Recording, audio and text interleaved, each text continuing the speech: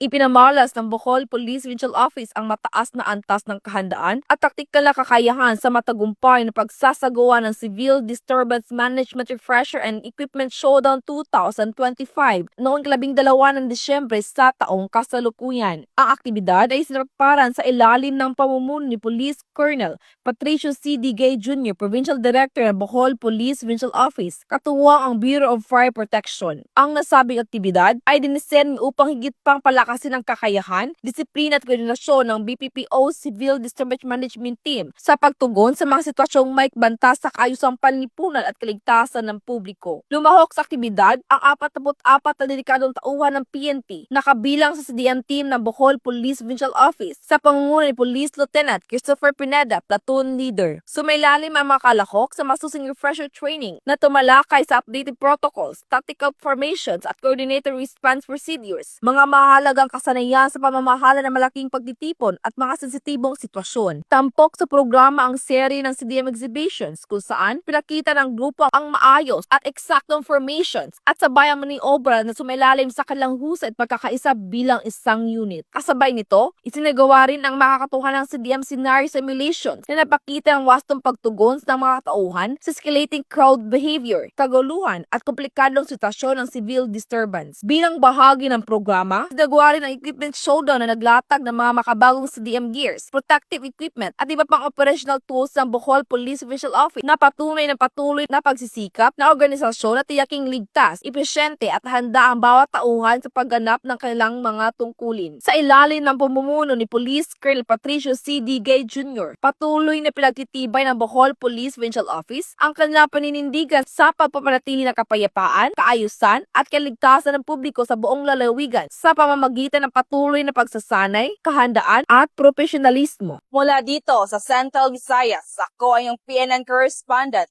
Patrolwoman Annalyn N. Canoog, alagad ng batas, tagataguyod ng Balitang Pulis.